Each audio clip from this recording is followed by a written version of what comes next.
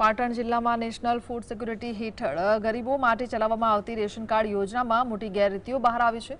ગુજરાત પુરવઠા નિગમ દ્વારા ration card ધારકોનું KYC ફરજિયાત કરવામાં આવ્યું, જેના પગલે ચોંકાવનારી વિગતો સામે આવી છે।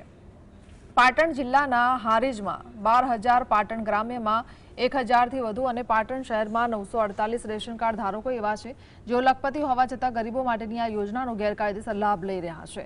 આશ્ચર્યની વાત એ છે કે આ રેશન કાર્ડ ધારકોમાં પાટણ શહેરના 3 ડિરેક્ટર્સ, એક પાલિકા સદસ્ય અને 25 લાખ રૂપિયાનો જીએસટી ભરનારા વેપારીઓનો પણ સમાવેશ થાય છે।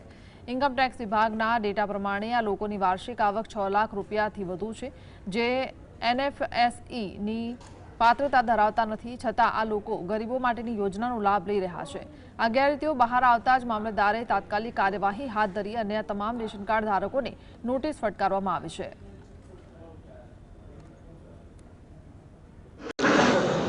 NFS એટલે કે નેશનલ ફૂડ સિક્યુરિટી એક્ટ અંતર્ગત જે 2023માં પસાર થયો હતો અને દરેકને અનાજ મળવું જોઈએ, એના અંતર્ગત કેટલાક એવા લાભાર્થીઓ હતા કે જે જરૂરિયાત નથી છતાં પણ ક્યાંક ને ક્યાંક આનો લાભ લેતા હતા। એટલે સરકારે આ ગેરરીતિઓ ડામવા માટે કેવાયસી લાવ્યા હતા અને કેવાયસી આવ્યા પછી ઘણા બધા જે કહેવાય ને કે ગેરરીતિઓ બહાર આવી છે।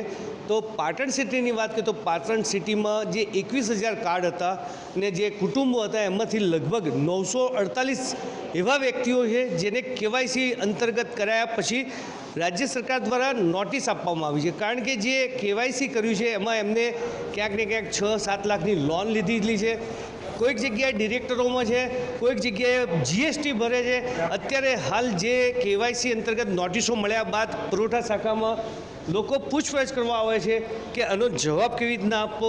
હાલ કેવાયસી અને અન્ય કામગીરી ચાલુ, પણ જે અત્યારે હાલ સરકારે જે સસ્તા અનાજના માફિયાને ડામવા માટે જે પ્રયોગ કર્યો છે એ પ્રયોગ અત્યારે સાર્થક નીકળ્યો, કારણ કે જે કેવાયસી થઈ ગઈ છે અત્યારે જે પાટણ સિટીની વાત કરીએ તો 948 છે અને ગ્રામ્યની વાત કરીએ તો 1,000 છે। આ 1,000 તો હજુ શરૂઆતના છે, પણ કદાચ જો એની તપાસ થશે તો આંકડા ખૂબ મોટા થશે।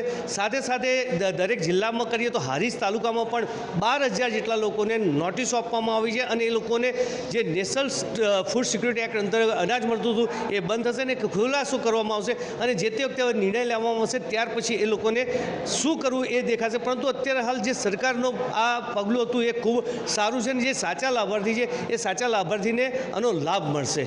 અલ્કેશ પંડ્યા, GSTV।